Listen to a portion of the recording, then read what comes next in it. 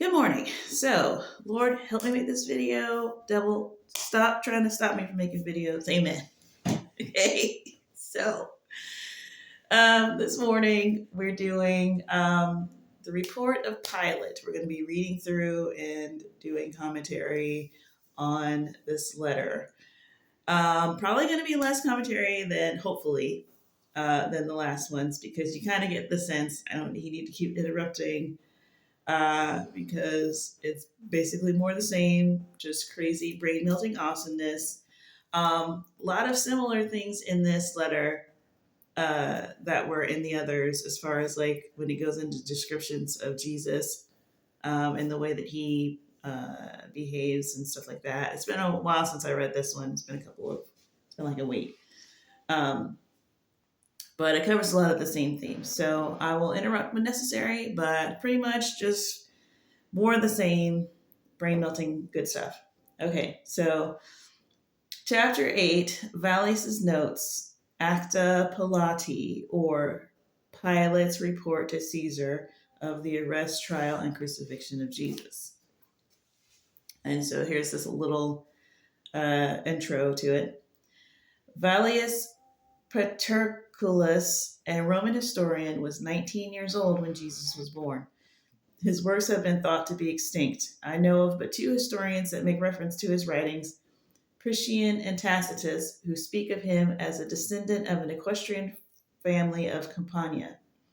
From what we gather from these writers, Vallius must have been a close friend of Caesar, who raised him by degrees until he became one of the great men of Rome, and for 16 years commanded the army.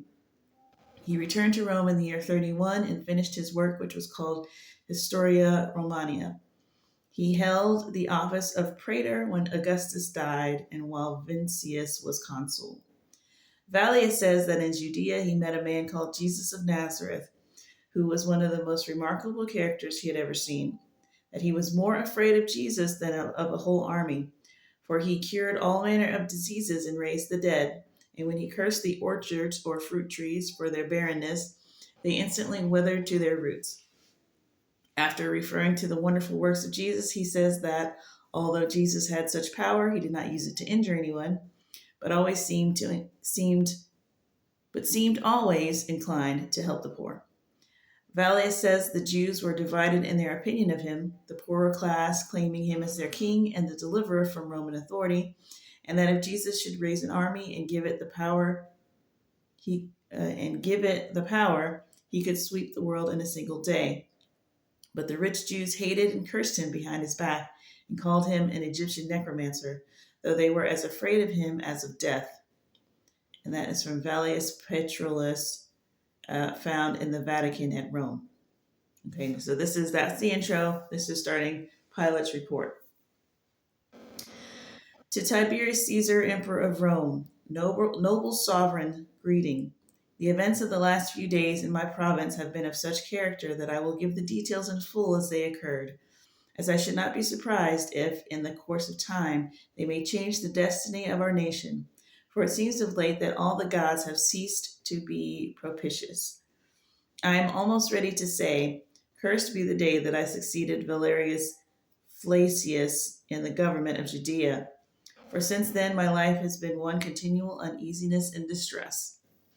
On my arrival at Jerusalem, I took possession of the praetorium and ordered a splendid feast to be prepared, to which I invited the Tetrarch of Galilee with the high priest and his officers.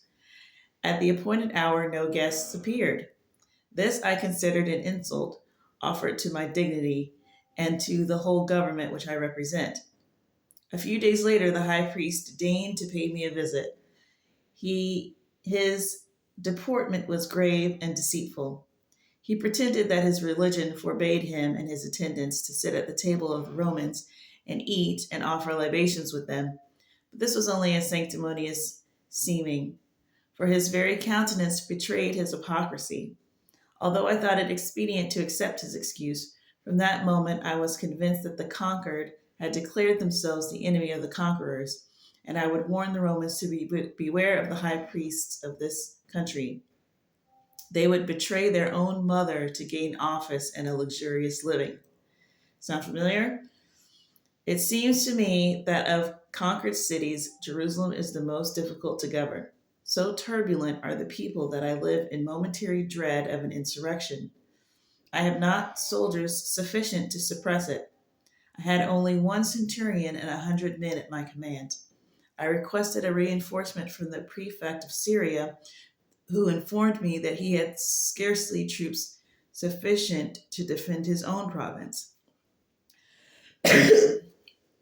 An, an insatiate thirst for conquest to extend our empire beyond the means of defending it, I fear, will be the cause of the final overthrow of our whole government. Okay, now that could be someone writing the letter hundreds of years later, going, I'm telling you one thing, I think Rome's going to be whatever. Or it was so very obvious and apparent to everybody. Like, I'm going to just put this out here. I think America's got like a decade left, if that. Like, it's done. It's done so. Put it in the history books. Oh, well, she wrote that 200 years later, so she knows that. Listen, Stevie Wonder can see. So either way, I could see him just seeing that and knowing like you can't stretch this out as far as we stretched it out and have it survive. I mean, any person with any sort of knowledge and wisdom could see that. I lived secluded from the masses, for I did not know what those priests might influence the rabble to do. Yet I endeavored to ascertain, as far as I could, the mind and standing of the people. Among the various rumors that came to my ears, there was one in particular that attracted my attention. A young man, it was said, had appeared in Galilee, preaching with a noble unction a new law in the name of of the God that had sent him. At first, I was apprehensive that his design was to stir up the people against the Romans, but my fears were soon dispelled. Jesus of Nazareth spoke rather as friend of the Romans than of the Jews.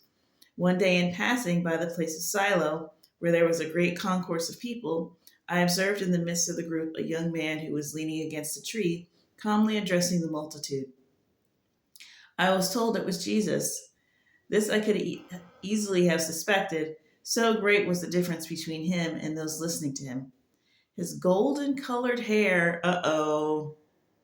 this is going to annoy some people. His golden colored hair and beard gave to his appearance a celestial aspect. He appeared to be about 30 years of age. Never have I seen a sweeter or more serene countenance. What a contrast between him and his hearers, with their black beards and tawny complexions. So it seems that the blonde haired, blue eyed Jesus might have some validity. And in fact, he just is standing out. Like, this guy is saying, like, wow, he's really looks different. And that's also mentioned in another thing that I'll probably read. So that right there, you can, if that's true, then you can put away all your freaking European conspiracy. Like, it's just all crap that somebody just started and made up. Which, in light of that, it sounds like really funny now. It just sounds like the devil, like, taking the piss, because if that's what he really looked like, then he just made up a whole lie based on our ignorance, which, what are you going to do? Unwilling to interrupt him by my presence, I continued my walk, but signified to my secretary to join the group and listen. My secretary's name is Manlius. He is the grandson of the chief of the conspirators who encamped in Etruria, waiting for Catiline. Okay. Another good clue is stuff that seems like people would know about that no one knows about, and it's like mentioned, like, the thing. Like, that's, that's a hallmark of like historical documents. Manlius had been for a long time an inhabitant of Judea and is well acquainted with the Hebrew language. He was devoted to me and worthy of my confidence. On entering the praetorium, I found Manlius, who related to me the words Jesus had pronounced at Silo. Never have I read in the works of the philosophers anything that can compare to the maxims of Jesus.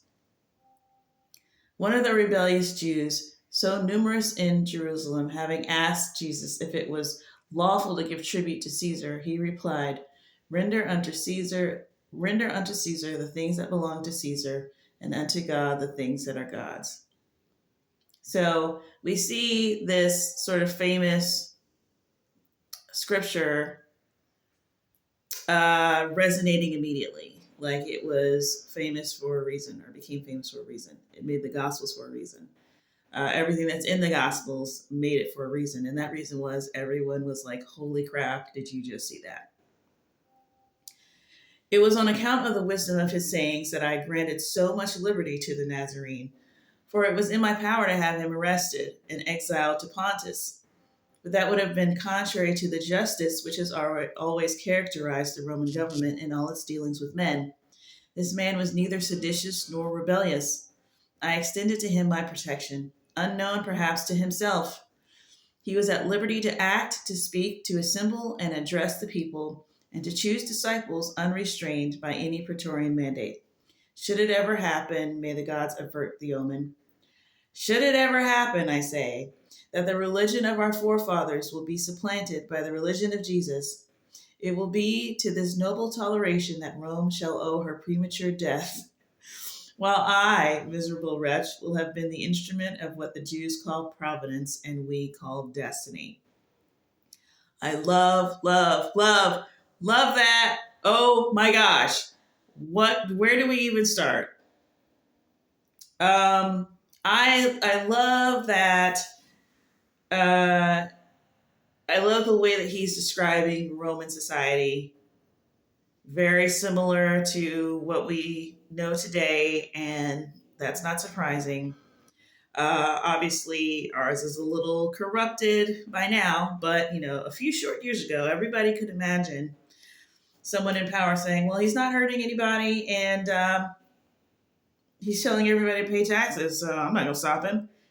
Uh, yeah, no, he's great. Let him go. Let him do whatever. Um, and yeah, like there is an aspect of Rome that was like it wasn't just this like big, huge, gigantic mafia that was aggressive. I mean, it was a empire for a reason, and part of that was their affinity towards liberty and uh, having things have lawful systems, and you can't just go just executing people, and there has to be a due process and all of these things. I love that. I love the idea of him saying that he was at liberty to do all of these things, and he probably didn't even know how much I had allowed him to do what he was doing. And obviously, on some level, I'm sure that he knew. But even if he didn't, let's say, the father sort of didn't let him in on that information or whatever. But all I'm saying is that mirrors our own lives. When we go out and we do things and people are looking out for us, it's like that's how God gets his thing done. Like we think, oh my gosh, you didn't talk to the right person, you don't have the credentials, you didn't do such and such. And yeah, there's a way of things. There's a way that the world does things, and you think, okay, Lord, I'm just going to do this on faith. But it's like God commands this whole thing, and He still has, the hearts and minds of men in His hands. So if He needs to like have everybody make it so that you do what you need to do, like, I mean, it's just. I love that even Jesus' life is following the same rules as anyone else's life. And I love that he realizes, like, I low key probably destroyed all of Rome by doing that. Whoops. I think maybe I was probably the catalyst for this whole problem, which is also, peak testimony of God.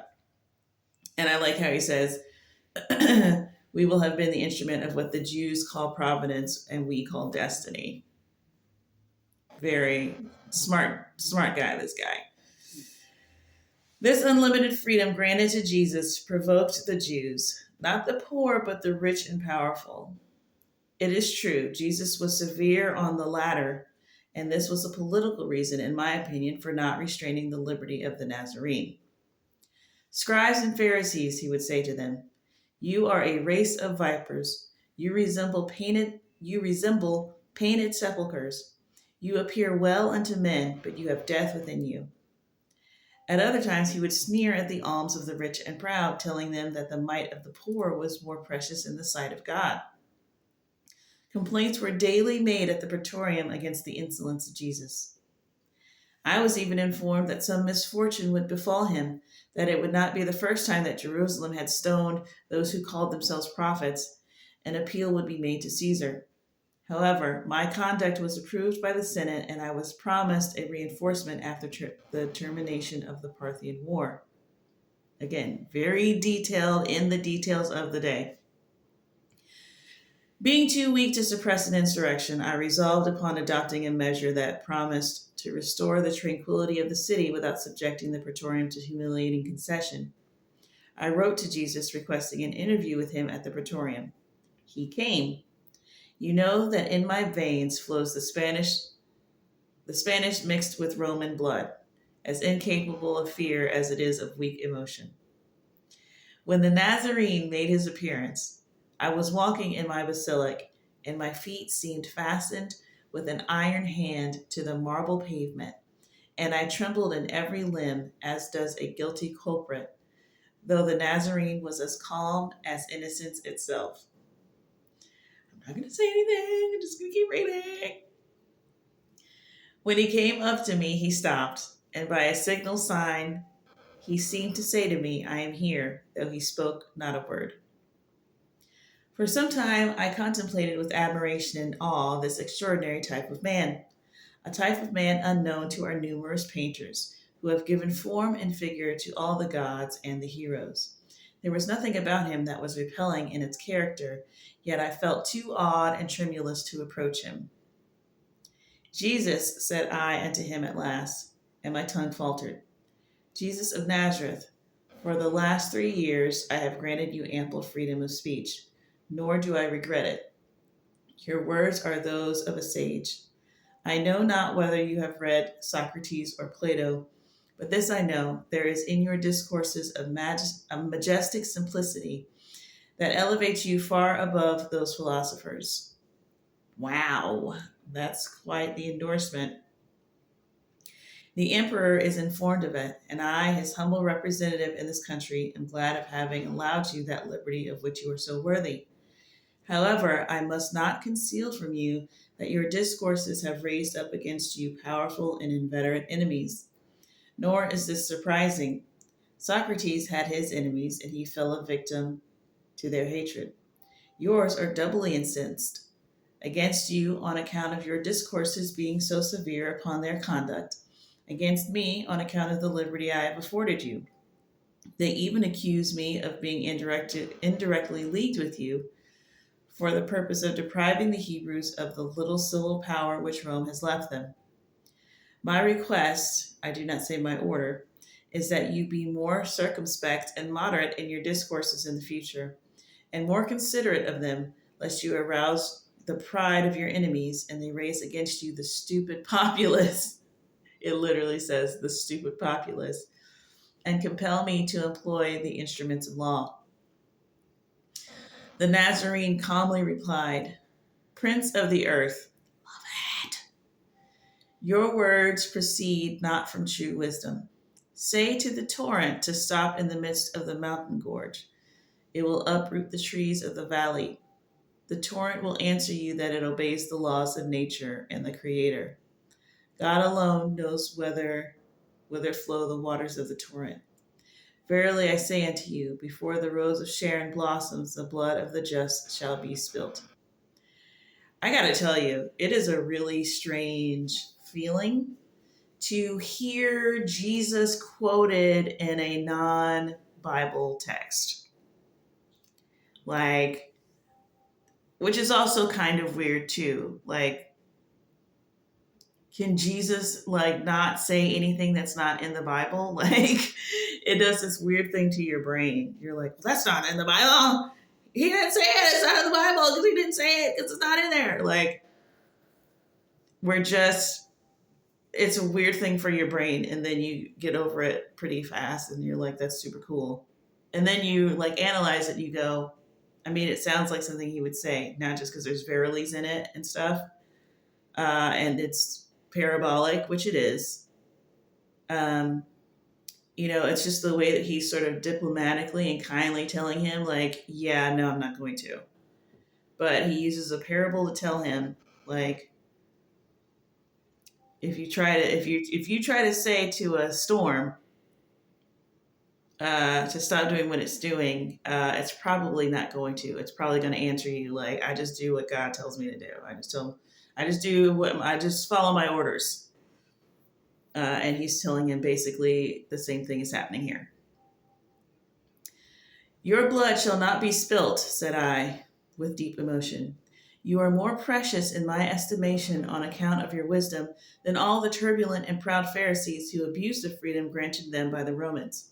They conspire against Caesar and convert his bounty into fear, impressing the unlearned that Caesar is a tyrant and seeks their ruin. Insolent wretches, they are not aware that the wolf of the Tiber sometimes clothes himself with the skin of the sheep to accomplish his wicked designs. I will protect you against them. My praetorium shall be an asylum, sacred both day and night. I really like this idea that Pilate actually really liked Jesus a lot. And Caiaphas, in his previous letter, alluded to the idea that Pilate was just this blood-hungry person that, didn't, his jurisdiction just got away from him, and he just did what all rulers do, and he just made a rash decision, blah, blah, blah. But Pilate, from Pilate's own mouth, he's saying, listen, like, he really likes Jesus a lot. And for these to be fake documents, we won't say that they're written by the same person or whatever, but like, who would this person have been sympathetic to? Because to make Pilate a sympathetic character is not something I don't think they would have done. I mean, I would have never, it just wouldn't have happened. At the most, you get Pilate as this sort of unbiased party that is just concerned with Rome, who's actually in an actual history book. And so he's always just like, I'm in an actual history book. Who is this Jesus? It's always this Jesus. Who is this Jesus? Like, that is how anybody, even with the best historians, like, always depicts it. And so to have this is so opposite of anything that I've ever come across. And then you read, and then you think, well, naturally, of course, yeah. When you're doing miracles, when you're doing these things publicly, when your demeanor is like everyone feels safe in your presence, like people are gonna remember that. They're gonna forget what allegiances they have in the moment, and they're just gonna remember you as an individual. Like, and that is what is happening to everybody, no matter what side of this thing that they're on. Jesus carelessly shook his head and said with a grave and divine smile, when the day shall have come, there will be no asylums for the Son of Man, neither in the earth nor under the earth. The asylum of the just is there, pointing to the heavens. That which is written in the books of the prophets must be accomplished. Which sounds to me he's trying to convey the fact that he has to die, but earlier he had said, your blood is not going to be spilled. Like, if I have anything to say about it. And Jesus is basically saying, you don't have anything to say about it. Young man, I answered mildly, you will oblige me to convert my request into an order. The safety of the province which has been confided to my care requires it. You must observe more moderation in your discourses. Do not infringe my order. You know the consequences. May happiness attend you. Farewell. Prince of the earth, replied Jesus, I come not to bring war into the world, but peace, love, and charity. I was born the same day on which Augustus Caesar gave peace to the Roman world. Somebody look that up, quick. Persecutions proceed not from me. I expect it from others and will meet it in obedience to the will of my Father, who has shown me the way. Restrain, therefore, your worldly prudence. It is not in your power to arrest the victim at the foot of the tabernacle of expiation. Gotta say, I don't know what that means. So saying, he disappeared like a bright shadow behind the curtains of the basilica, to my great relief, for I felt a heavy burden on me, of which I could not relieve myself while in his presence. To Herod, who then reigned in Galilee, the enemies of Jesus addressed themselves, to wreak their vengeance on the Nazarene. Had Herod consulted his own inclinations, he would have ordered Jesus immediately to be put to death, but, through proud of his royal dignity, yet he hesitated. Wait, there's a lot of prepositions going on. Immediately to be put to death. Though proud of his royal dignity, yet he hesitated to commit an act that might lessen his influence with the Senate, or, like me, was afraid of Jesus. But it would never do for a Roman officer to be scared by a Jew.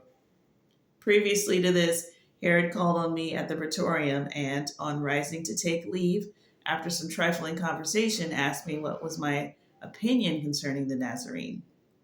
I replied that Jesus appeared to me to be one of those great philosophers that great nations sometimes produced, that his doctrines were by no means sacrilegious, and that the intentions of Rome were to leave him to that freedom of speech which was justified by his actions.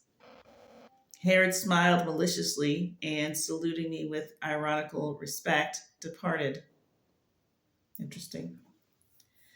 The great feast of the Jews was approaching, talking about Passover, and the intention was to avail themselves of the popular exultation which always manifests itself at the solemnities of a Passover.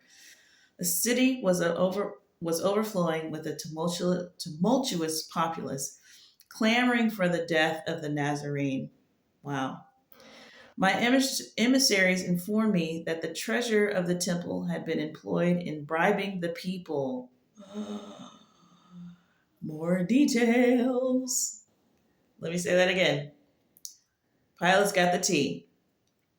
My emissaries informed me that the treasurer of the temple had been employed in bribing the people. Oh, Pharisees, Pharisees. The danger was pressing. A Roman centurion had been insulted. I wrote to the prefect of Syria for 100 foot soldiers and as many cavalry. He declined. I saw myself alone with a handful of veterans in the midst of a rebellious city, too weak to suppress an uprising, and having no choice left but to tolerate it. They had seized upon Jesus and the seditious rabble, although they had nothing to fear from the praetorium, believing as their leaders had told them that I winked at their sedition, continued vociferating, "Crucify him, crucify him." I tell you what, with these documents alone, you could write one heck of a movie. Oh my gosh. Because that honestly, it did seem a little cartoony in the way that he was just picked up suddenly, and it was like, you there, and then everybody just was picked up, and it's like, wait, is anybody? And it's like Pilate is telling you it was, the insurrection vibes were stirring for a while, and nobody would give me any backup. I couldn't call for backup. They wouldn't send me anybody. So, this mob basically was able to do what they did because there wasn't enough outside reinforcement to keep them from doing it. 3 powerful parties had combined together at that time against Jesus. First, the Herodians and the Sadducees, whose seditious conduct seemed to have proceeded from double motives. They hated the Nazarene and were impatient of the Roman yoke. They never forgave me for having entered the holy city with banners that bore the image of the Roman emperor. And although in this instance I had committed a fatal error, yet the sacrilege did not appear less heinous in their eyes. Another grievance also rankled in their bosoms. I had proposed to employ a part of the treasure of the temple in erecting edifices for public use. My proposal was scorned. The Pharisees were the avowed enemies of Jesus. They cared not for the government. They bore with bitterness the severe reprimands which the Nazarene for 3 years had been continually giving them wherever he went. Timid and too weak to act by themselves, they had embraced the quarrels of the Herodians and the Sadducees. Besides these three parties, I had to contend against the reckless and profligate populace, always ready to join a sedition and to profit by the disorder and confusion that resulted therefrom. Boy, Pilate's giving us the tea, and it's hot. Hot tea. Jesus was dragged before the high priest and condemned to death. It was then that the high priest, Caiaphas, performed a divisory act of submission. He sent the prisoner to me to confirm his condemnation and secure his execution. I answered him that, as Jesus was a Galilean, the affair came under Herod's jurisdiction. In the Gospels, we know about that. And ordered him to be sent thither. The wily tetrarch professed humility and protesting his deference to the lieutenant of Caesar, he committed the fate of the man to my hands. Soon my palace assumed the aspect of a besieged citadel. Every moment increased the number of the malcontents. Jerusalem was inundated with crowds from the mountains of Nazareth. All Judea appeared to be pouring into the city, which Caiaphas also says that it was just an incredible amount of people in the city when this happened. I had taken a wife from among the Gauls. This actually made me laugh. This is kind of amazing. I'll tell you first what the Bible says. The Bible says that his wife told him, "Listen, you don't need to have anything to do with this Nazarene's death or nothing, because I had a dream." It doesn't say what the dream was. It just says, "I had a dream about him the other night. Don't be involved in this dude's death," right? This is how Pilate says it. I had taken a wife from among the Gauls who pretended to see into maturity or the future. Weeping and throwing herself at my feet, she said to me, "Beware, beware, and touch not that man, for he is holy. Last night I saw him in a vision. He was walking on the waters. He was flying on the wings of the wind. He spoke to the tempest and to the fishes of the lake. All were obedient to him. Behold, the torrent in Mount Kedron flows with blood. The statues of Caesar are filled with geminide. The columns of the interium have given way, and the sun is veiled in mourning like a vestal in the tomb. Ah, Pilate, evil awaits thee. If thou wilt not listen to the vows of thy wife, dread the curse of a Roman Senate. Dread the frowns of Caesar." So that's what she said to him. No pressure. By this time, the marble stairs groaned under the weight of the multitude. The Nazarene was brought back to me. I proceeded to the halls of justice, followed by my guard, and asked the people in a severe tone what they demanded. "The death of the Nazarene," was the reply. "For what crime?" "He has blasphemed. He has prophesied the ruin of the temple. He calls himself the Son of God, the Messiah, the King of the Jews." Again, another claim that he was calling himself Messiah and the Son of God and the King of the Jews. "Roman justice," said I, "punishes not such offenses with death." Crucify him," cried the relentless rabble. The vociferations of the infuriated mob shook the palace to its foundations. There was but one who appeared to be calm in the midst of the vast multitude. It was the Nazarene. After many fruitless attempts to protect him from the fury of his merciless persecutors, I adopted a measure which at the moment appeared to me to be the only one that could save his life. I proposed, as it was their custom, to deliver a prisoner on such occasions, to release Jesus and let him go free. that he might be the scapegoat, as they called it. But they said Jesus must be crucified. I then spoke to them of the inconsistency of their course as being incompatible with their laws, showing that no criminal judge could pass sentence on a criminal unless he had fasted one whole day, and that the sentence must have the consent of the Sanhedrin and the signature of the president of that court, that no criminal could be executed on the same day his sentence was fixed. And the next day, on the day of his execution, the Sanhedrin was required to review the whole proceeding. Also, according to their law, a man was stationed at the door of the court with a flag, and another a short way off on horseback to cry the name of the criminal and his crime, and the names of his witnesses, and to know if anyone could testify in his favor.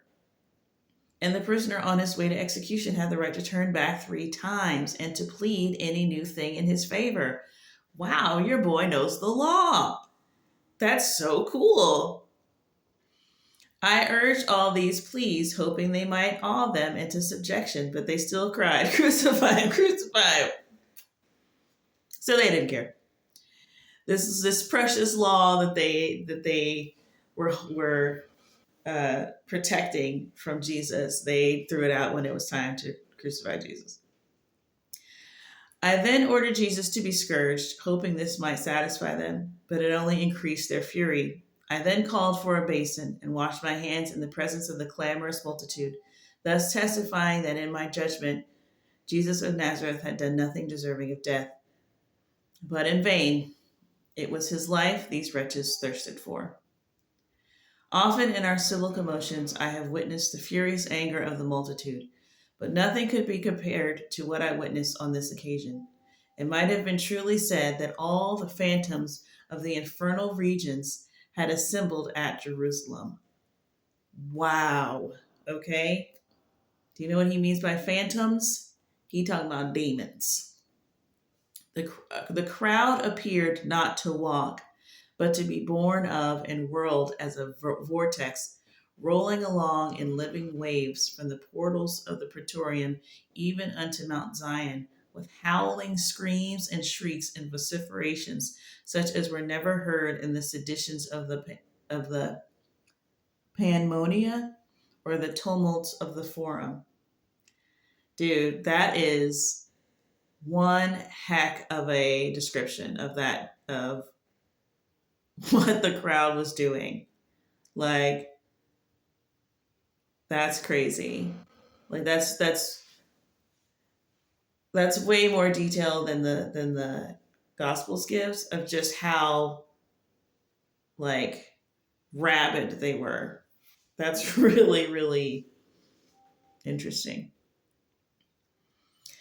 By degrees the day darkened like a winter's twilight, such as had been at the death of the great Julius Caesar. It was likewise the Ides of March. I, the continued governor of a rebellious province, was leaning against the column of my basilic, contemplating athwart the dreary gloom these fiends of Tartarus dragging to execution the innocent Nazarene. All around me was deserted.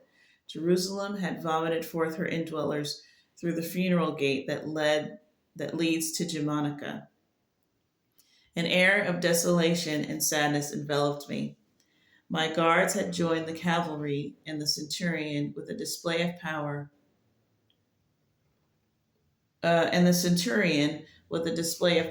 was endeavoring to keep order. I was left alone, and my breaking heart admonished me that what was passing at that moment appertained rather to the history of the gods than that of men. A loud clamor was heard proceeding from Golgotha, which, borne on the winds, seemed to announce an agony such as was never heard by mortal ears. So he's talking about where Jesus was crucified, which was Golgotha, and he's probably describing Jesus on the cross, screaming in agony. Dark clouds lowered over the pinnacle of the temple, and setting over the city covered it as with a veil. So dreadful were the signs that men saw both in the heavens and on the earth that Dionysius the Areopagite is reported to have exclaimed, "Either the author of nature is suffering or the universe is falling apart." Whilst these appalling scenes of nature were transpiring, there was a dreadful earthquake in Lower Egypt, which filled everybody with fear and scared the superstitious Jews almost to death. It is said Balthasar, an aged and learned Jew of Antioch, was found dead after the excitement was over. Whether he died from alarm or grief is not known. He was a strong friend of the Nazarene. Near the first hour of the night, I threw my mantle around me and went down into the city toward the gates of Golgotha. The sacrifice was consummated. The crowd was returning home, still agitated, it is true, but gloomy, taciturn, and desperate. What they had witnessed had stricken them with terror and remorse. I also saw my little Roman cohort pass by mournfully, the standard bearer having veiled his eagle in token of grief. Wow! And I overheard some of the Jewish soldiers murmuring strange words which I did not understand. Others were recounting miracles very like those which have so often smitten the Romans by the will of the gods.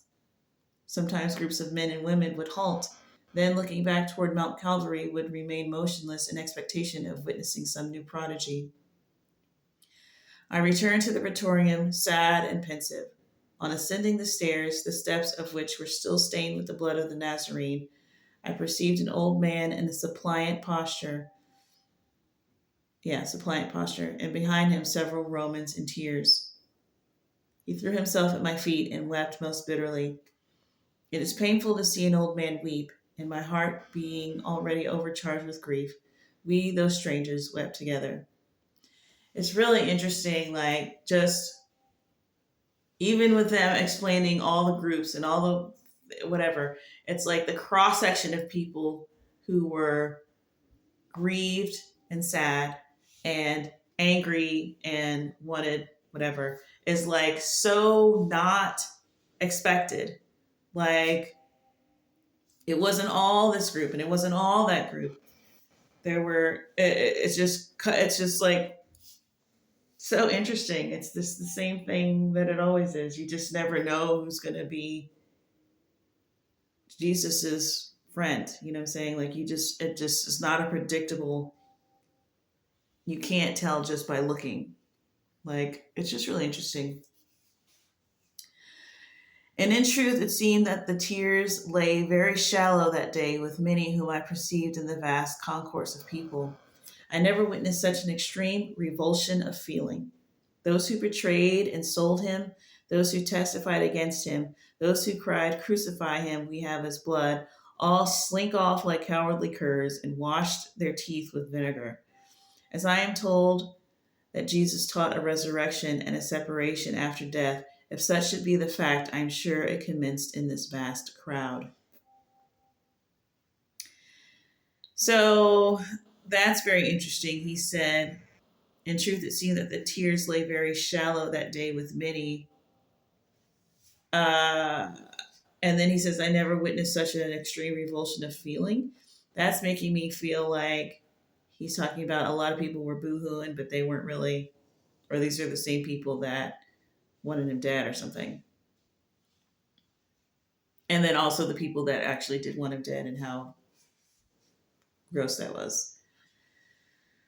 "Father," I said to him, after gaining control of my feelings, "who are you and what is your request?"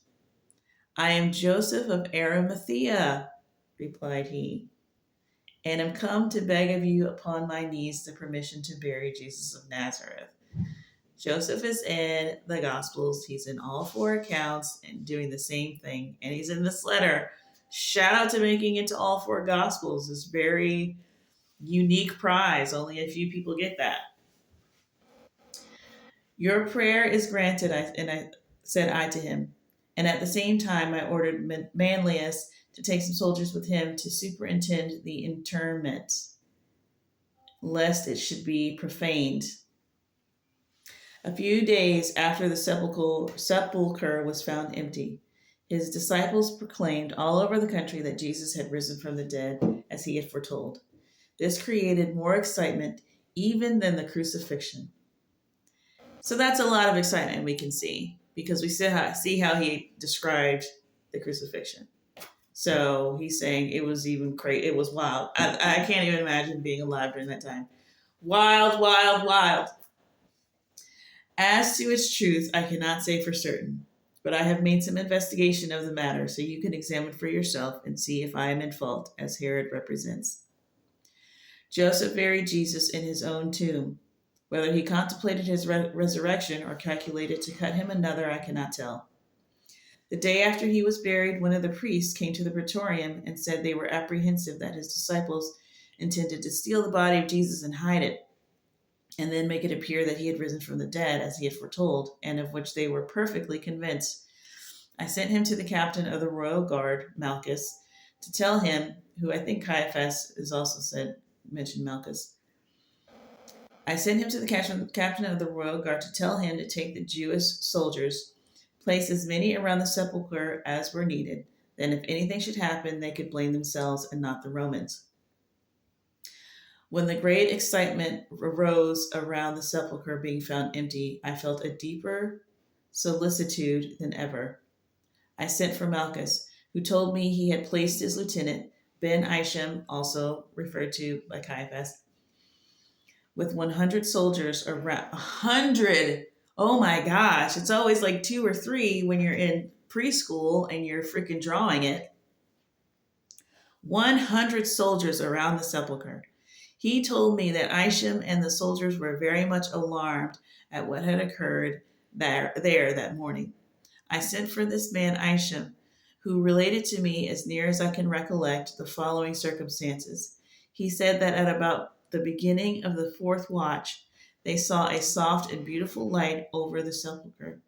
He at first thought that the women had come to embalm the body of Jesus, as was their custom, but he could not see how they had gotten through the guards. While these thoughts were passing through his mind, behold, the whole place was lighted up, and there seemed to be crowds of the dead in their grave clothes. Bruh. All seemed to be shouting and filled with ecstasy, while all around and above was the most beautiful music he had ever heard. Double bruh! And the whole air seemed to be full of voices praising God. Wow! At this time, there seemed to be a reeling and swimming of the earth, so that he turned so sick and faint that he could not stand on his feet. He said that the earth seemed to swim from under him, and his senses left him, so that he knew not what did occur. I asked him in what condition he was when he came to himself. He said he was lying on the ground with his face down. I asked him if he could not have been mistaken as to the light. Was it not day that was coming in the east? Again, everyone's trying to figure this out. They're asking questions. They're saying, are you sure you weren't mistaken? Maybe it was just still day coming up. Like, everyone knows how to be. We don't need you in your freaking freshman college class talking about, well, maybe it just, are you sure that this is all? It's like, bro, everyone knows how to do this. It's not a new skill. Everyone's doing the same thing you're doing. He said at first he thought of that, but at a stone's cast it was exceedingly dark, and then he remembered it was too early for day. I asked him if his dizziness might not have come from being wakened up and getting up too suddenly. Look, even more, he's like, maybe you're just dizzy, bro. As it sometimes had that effect. He said he was not, and he had not been asleep all night, as the penalty was death for him to sleep on duty. Dude, no one is passing this information on without everyone understands the stakes, even in crazy, superstitious, silly caveman days. They weren't going to spread anything without some investigation. Like, don't let the devil make a fool out of you. Talking about, well, no one ever checked to see if any of this stuff was real. And so that's why I'm going to continue to sleep with my girlfriend and not worry about this at all. It's like, don't let the devil drag you to hell on some nonsense. This is like probably more investigated than anything that's ever happened The investigations that happen now are a joke. Even with all the technology, how are we getting DNA matches wrong? How are people going to jail? Like, that has nothing to do with levels of technology and advancements. That's the human heart, the human laziness, like all these other things that cause that. Like, it's more than just that. Okay, let's see. He said he had let some of the soldiers sleep at a time. Some were asleep then. I asked him how long the scene lasted. He said he did not know, but he thought nearly an hour. He said it was hid by the light of day. I asked him if he went to the sepulchre after he had come to himself. He said no, because he was afraid that just as soon as relief came, they all went to their quarters. Wow, they were scared. They were shook. I asked him if he had been questioned by the priest. He said he had. They wanted him to say it was an earthquake and that they were asleep, and offered him money to say, wow, and offered him money to say that the disciples came and stole Jesus. But he saw no disciples. He did not know that the holy body, or that the body was gone, until he was told. This is amazing. I asked him what was the private opinion of those priests he had conversed with. He said that some of them thought that Jesus was no man, that he was not a human being, that he was not the son of Mary, that he was not the same that was said to be born of the Virgin in Bethlehem. That the same person had been on the earth before with Abraham and Lot, and at many times and places. Wow. Oh my gosh. The priests were tripping. They were tripping. They were instantly trying to put it together. Wow, that's so cool. I don't remember reading that the first time. They were like, okay, so then he wasn't a man at all. So then he was this. So then he was that. He probably was. So then they overdid it yet again and tried to make it, now he's an alien. Like, he told you exactly what he was. You got it wrong. So now you got to say, my bad, he was right, and then you'll get all the information. They went straight back to the scriptures trying to figure out some other thing it was. That's so crazy. I want to read that again. I asked him what was the private opinion of those priests he had conversed with. He said that some of them thought that Jesus was no man, that he was not a human being. That's such a human, oh my God, this is so real, you guys. That's such a human thing to do. Instead of it just being simply what Jesus said, what God said, now it's getting even bigger. It's becoming more esoteric. It's the human version of esoteric. He was no human being at all. It was a test to see it's like, it kind of was, but also he was telling you the complete, total truth. That he was not the son of Mary. He wasn't even that. It's just like, I love it. And he was not the same that was said to be born of the Virgin in Bethlehem. That the same person had been on the earth before with Abraham and Lot, and at many times and places. I just love that. I mean, they might even be correct. I mean, I've heard things about Melchizedek. I've heard things about, the angel of the Lord, that, a couple of times where he's just like, don't mention my name. And Daniel sees this one who looks like a son of man and all of these things. But they instantly, it's like, now's not the time to be experts on this. Like, this thing just happened and you did it. You need to be like bowing before it's just like they're gone. It's like, this is not the time to do that. This is not the time to do that. They're just acting like they're not in it. It's like, you're in the story. It seems to me that if the Jewish theory be true, these conclusions are correct, for they are in accord with this man's life, as is known and testified by both friends and foes, for the elements were no more in his hands than the clay in the hands of the potter. He could convert water into wine. He could change death into life, disease into health. He could calm the seas, still the storms, call up fish with a silver coin in its mouth. They know about that story too. Now I say, if he could do all these things, which he did, and many more, as the Jews all testify, and it was doing these things that created this enmity against him, he was not charged with criminal offenses, nor was he charged with violating any law, nor of wronging any individual in person. And all these facts are known to thousands, as well by his foes as by his friends. I am almost ready to say, as did Manlius at the cross, truly this was the Son of God. Now, noble sovereign, as this is as near the facts in the case as I can arrive at, and I have taken pains to make the statement very full, so that you may judge of my conduct upon the whole, as I hear that Antipater has said many hard things of me in this matter. With the promise of faithfulness and good wishes to my noble sovereign, I am your most obedient servant, Pontius Pilate. That is bona fide right there. And again, when you hear stuff like this and you're like, yeah, but, well, how come this and how come that?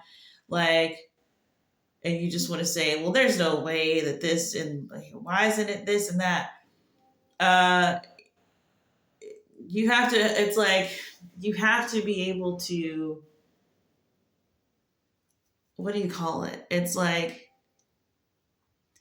people are so scared. I think what it is that people care more. They still don't care about they care about looking dumb to other people. They care ultimately. You don't think that in your brain, but that's what's happening, because the way that people evaluate information now is so removed from how it should be handled. And just like that guy who was a scientist, I can't remember his name, but they were like, the kids, they go out in the field and they won't just evaluate something. They're looking up to see if there's a paper already written on it, to see if who else has said something. It's like, just pick up the dirt. It's like, you're a scientist, you're a biologist, you're this. It's like, and it's like, also when you tell everybody the truth is subjective, then you can't just trust that you'll get the same result as someone else. You can't be like, well, I don't need to look that up. I got it here in front of me. I'm just going to do it. And the results are probably going to be the same, because truth is objective. If you don't believe that, then you're looking at the consensus and you're like, well, I can't go against the consensus. Like, because you're just a weirdo, and everything that is true and right has been like removed. And now you're just running around in a circle, applying to things like, it's ridiculous. So the thing is, like, there's a gradation. There's a certain amount of responsibility that you do not have to feel. I'm going to just go ahead and say, like, this is giving me, I'm going to go ahead and say this is true. Like, this is real. Because the thing is, if I find, if there's a papyrus scroll found in a library that's supposedly 2,000 years old, and I open it and it's all, and this is all this or whatever, I'm going to take it at face value. It's not dumb to do that. Like, don't let people, it's just like when people get in relationships and it's like, well, you should have picked him better, and you should have known that he was a serial killer on the side if he had a room that you couldn't go into. It's like, that's not your responsibility. It's not your responsibility to think, oh, someone put a fake papyrus in a library and left it for 2,000 it says it's 2,000 years old, but it's actually 500 years old. Like, if anybody tries to point and laugh at you for believing that something's wrong with them. Something's wrong with them. Like, I being a non-scholar person who doesn't have any responsibility of publishing anything, came across this, and it was explained to me where it came from. On those conditions, I'm going to go ahead and give it my stamp of approval. If for some reason I need to remove that stamp of approval, I'll remove it. Like, people are just like treating everything. It's like you're falling for the pressure. You're treating it like you're publishing for the New York Times every single time you come across a piece of information. You're giving it the scrutiny that is really just demonic. Like you don't need to scrutinize to this level. If somebody says, hey, I got this bunch of grapes from the store, do you want it? Did you really get it from the store? Like no one lives in this level of scrutiny. It's only when you get to stuff like this that people feel like they need to go through with a fine tooth comb. Meanwhile, people are putting up their deep fakes and people are just running with it. Like, I barely remember the trauma of the last 4 or 5 years with the elections and all of that. But I know that like no one is allowed to complain about any way that I evaluate information. I can't remember all of the like I've blocked most of it out. I just know I came away with that. I came away with you really just don't have any. You got a lot of nerve because you swallowed everything that was told to you in the last 5 years. If you swallowed half of everything that's told to you in the last 5 years, I don't want to hear what you have to say about me evaluating this. I don't want to hear it because if you wore a mask, shut up, shut up. This is a real letter. Sorry, it is. And you know what? This is before, stuff like you want to talk about the Illuminati, you want to talk about the Jesuits, you want to talk about all of these things. Okay, this is 1,000 years before any of that stuff even popped off. 1,500 years before any of this stuff popped off. Yeah, Pontius Pilate wrote a whole honest letter to Caesar. I believe it. Like all of this the infiltrating and all of these other things that you would have to think could supersede or get in the way of that is not even invented in this time period. So it's super detailed about stuff that matters. I mean, it's just got all the hallmarks, and it's got just incredibly rich description, like ridiculously rich description that is more than I could ever ask for. And no, I don't think that the Gospels has to do that. The Gospels was written for a specific purpose. It was written for people who believed already. So these written for different purposes alone is going to bring out a whole other cache of details. So yeah, this is 100% true, and it's just sitting somewhere. It's just sitting in the library somewhere. And I bet you there's a ton of stuff that has somehow survived that's just around. And if people care to look for it, and they don't, because people are insane and they're getting more insane. I really just feel like, we're coming to an end to this thing. And hopefully somebody finds this, after the fact, because the people are asleep. They are asleep and they want to stay asleep.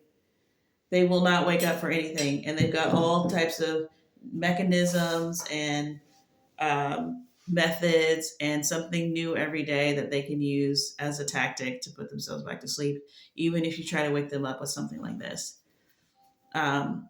So it's actually quite ingenious, I gotta say, because you read something like this and it should just overturn everything you think you know. But it's almost like been preemptively, there's a tool for all of this stuff. It's like, I don't know if the devil knew that there was going to be a resurgence of information coming out and new stuff and stuff was going to happen. But he's got people already it's like when who is it that goes around to your house, Jehovah's Witnesses, and they have a little thing of like what to say when people say this, what to say when people say that. I mean, he's got, the scholars for sure already. So, but it seemed to me the kingdom has obviously never belonged to the scholar. It's always been the poor, some of, you get your Pontius Pilates and your centurions and your, rich women who support the ministry. And by and large, everybody else is just demon possessed, and the poor are crying because you're stringing up their guy. I mean, that's what it looks like to me. So, all right, well, that concludes our reading today. There's a lot. There's like maybe 4 more things in here that I have not read myself. There's one more thing that I've read that started out a little sketch, but I kept going with it, and I still love it. So But it's stretching me, but that's just because coming across a vault of people who can describe Jesus in detail is just like, what? Huh? This is on a Tuesday. You just suddenly come across it. It's just like, okay, it takes a while. But anyway, I'm done talking and I will talk to you later. Bye.